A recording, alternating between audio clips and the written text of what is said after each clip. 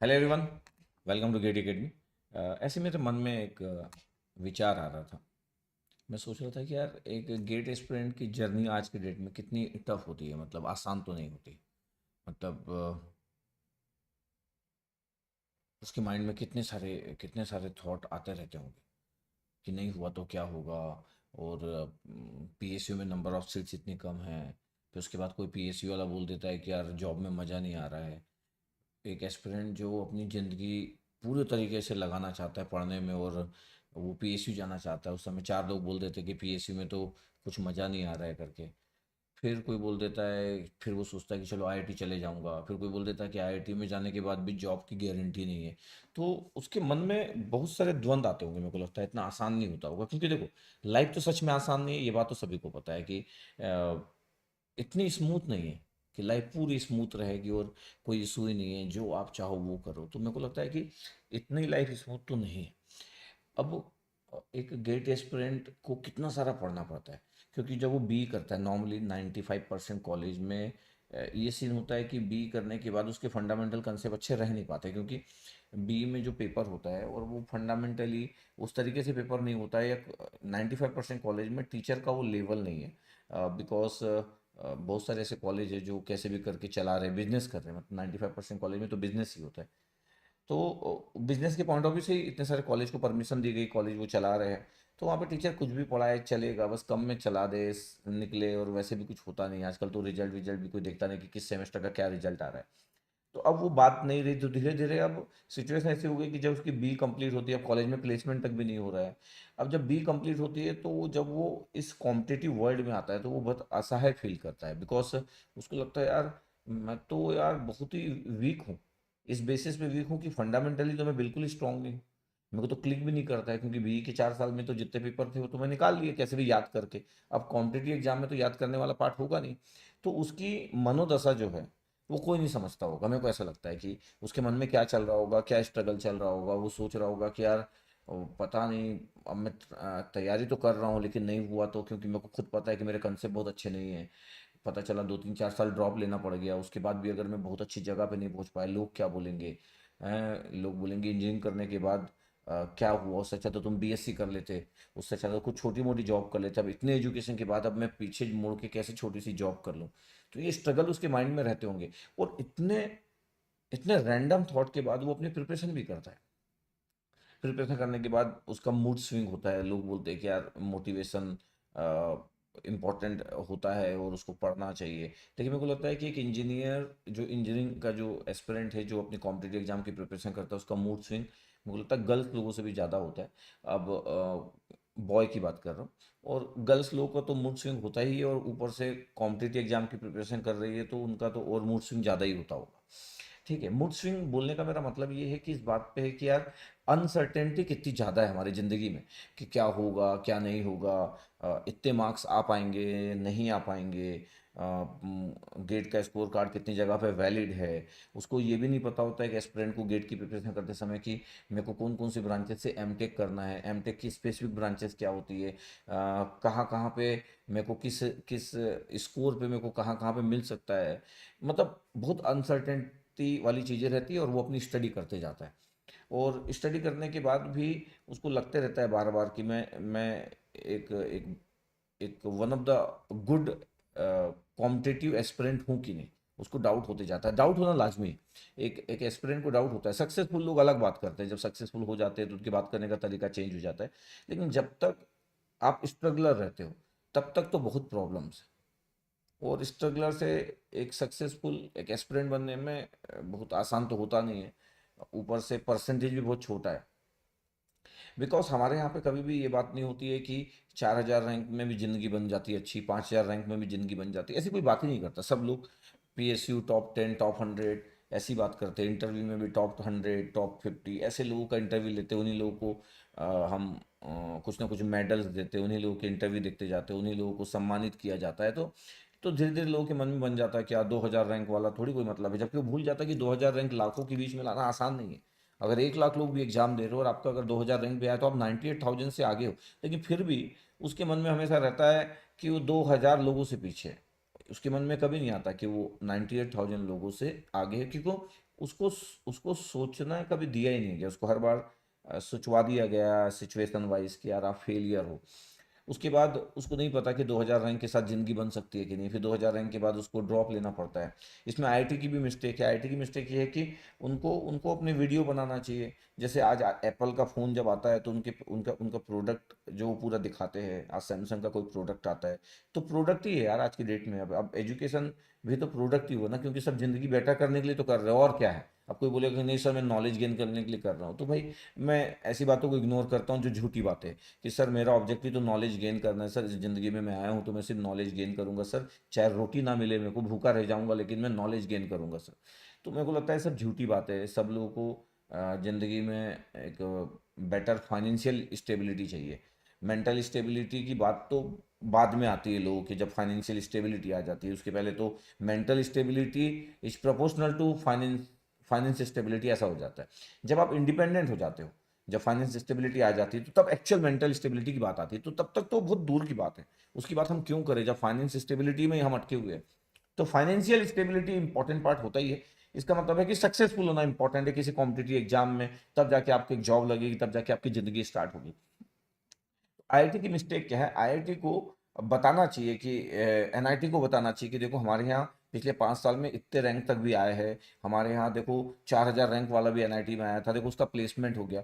एक उनको हर साल एक 2-4 वीडियो बनना चाहिए, अलग अलग लोग बनाए वीडियो, कॉलेज के प्रोफेसर ही बना सकते, क्या प्रॉब्लम है। या नॉन टीचिंग वाले जो अच्छे लोग होते हैं आईआईटी में एनआईटी में, वो बना सकते हैं। इसमें दिक्कत क्या है।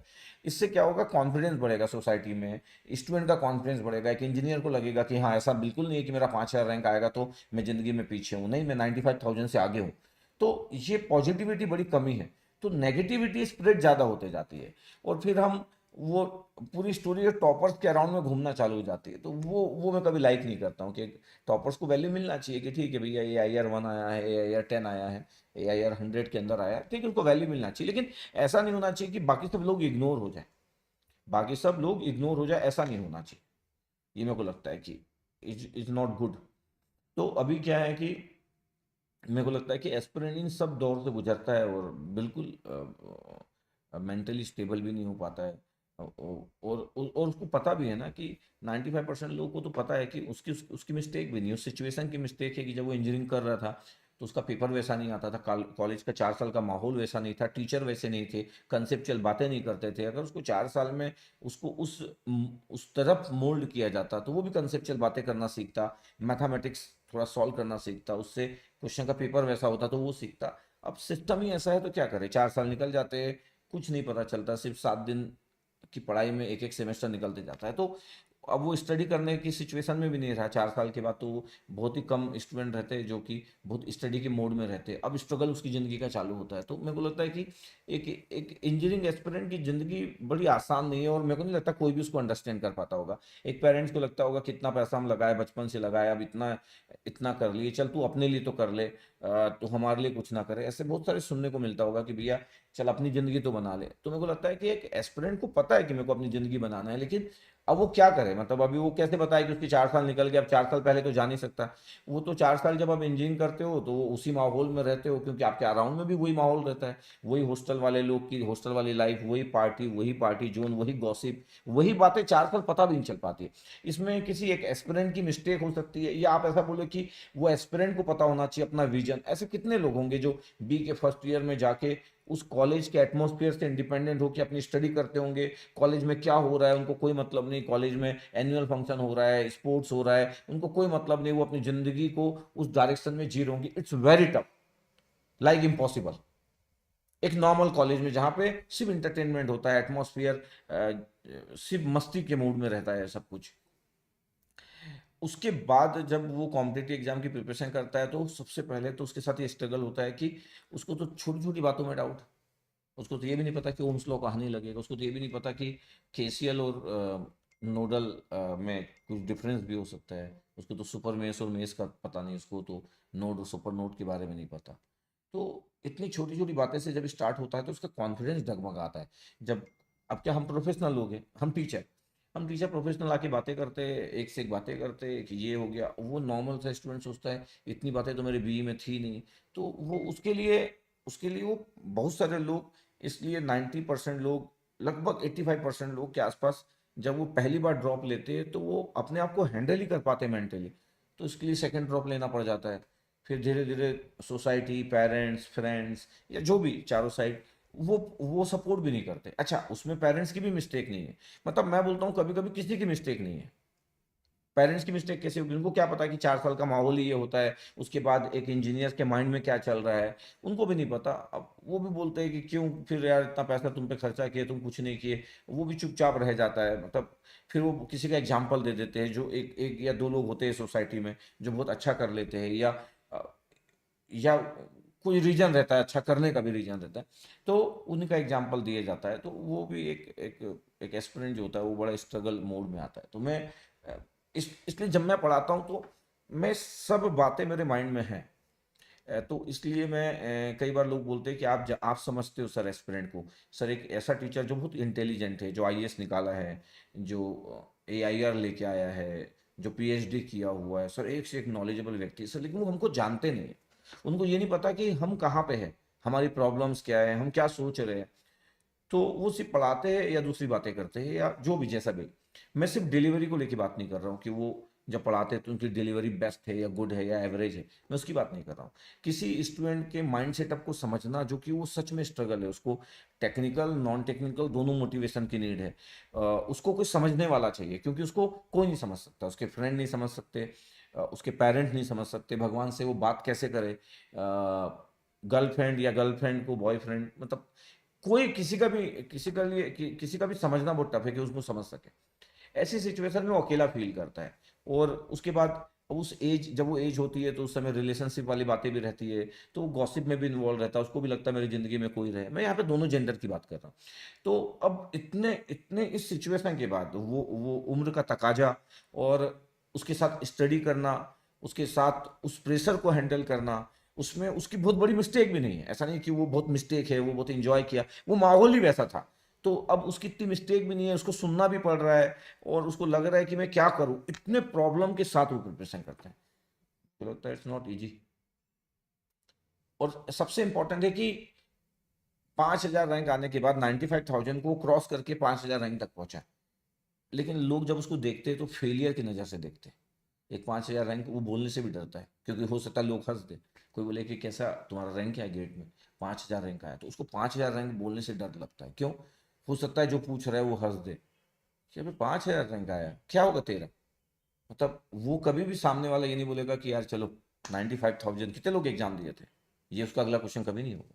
उसका अगला आंसर ये भी नहीं होगा कि 95,000 से तुम आगे लाए हो यार, इट्स टू गुड। तो बात इतनी ही है कि हम कैसे कैसे करें।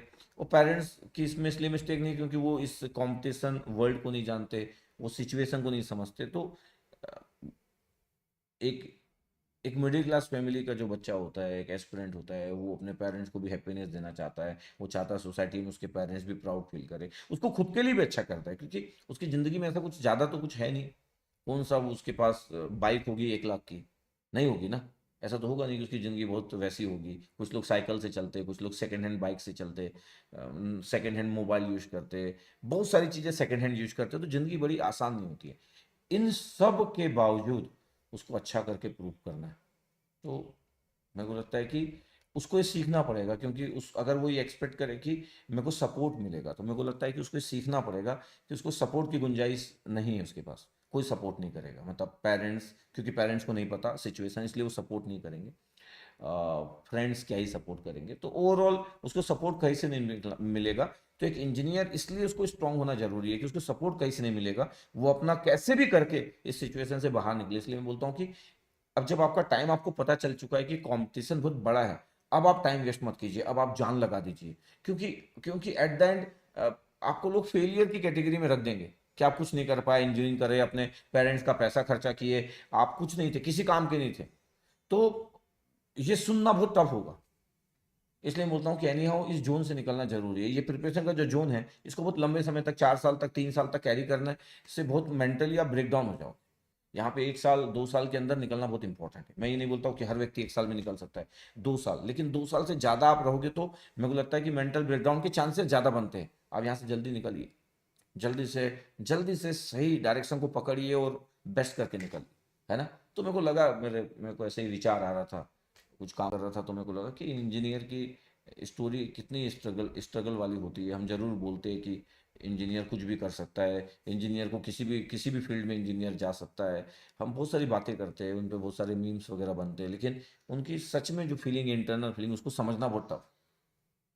क्योंकि जैसे डॉक्टर है, तो डॉक्टर चाहे वो बीएमएस हो, डेंटल हो, एमबीबीएस हो, कुछ भी कर रहा है, उसको पता है कि मेरी ज़िंदगी सेफ है। एक सीए वाले को पता है कि मैं अपना क्लिनिक ओपन कर लूँगा। सीए वाला भी क्लिनिक ओपन कर लेंगे, क्लिनिक ही तो हुआ। इतने सारे लोग आ ही जाएंगे, कुछ ना कुछ 1-2 साल टाइम लगेगा तो। एक लॉयर को पता है कि मैं केसेस लड़ लूँगा, तो हर बार मेरे को जॉब की नीड नहीं है। एक इंजीनियर को सच में नहीं पता कि कैसे होगा, तो उस तरीके से माहौल क्रिएट नहीं हुआ कि एक इंजीनियर के पास भी ऑप्शन रहे कि अगर मेरे को जॉब नहीं लगती है, मेरा जॉब करने का मन नहीं है, तो हम ये कर सकते हैं। इस तरीके का डायरेक्शन कभी हुआ नहीं, इस तरीके का सिचुएशन नहीं बनी कभी भी कि उनके लिए उस तरीके से सोचा जाए। जबकि हमारी सोसाइटी, हमारी इंडस्ट्री बहुत सारा इंजीनियर पे डिपेंडेंट है। क्यों? क्योंकि हम हर टाइप के काम करते हैं, हर फील्ड में हम, और हर टाइप के काम करते हैं। पॉलिटिक्स में चले जाएंगे, आईएएस में चले जाएंगे, एसएससी जेई में चले जाएंगे, जूनियर इंजीनियर बन जाएंगे, सीनियर इंजीनियर बन जाएंगे, आईएएस ऑफिसर बन जाएंगे, आईआईटी से कर लेंगे, एमटेक कर लेंगे, पीएचडी कर लेंगे, टीचर बन जाएंगे। हम सब कुछ कर सकते हैं, लेकिन तो भी सिक्योरिटी नहीं है हमारी लाइफ की। ये ये क्या बोले अब, मतलब ये सबसे बड़ा मतलब है हमारी एक इंजीनियर एस्पिरेंट की ज़िंदगी में। ये यही सबसे बिग डिसएडवांटेज है कि सिक्योरिटी नहीं है, और हम सबके काम के, बस इतना ही। ठीक है, अपना ध्यान रखिए। Okay, thank you.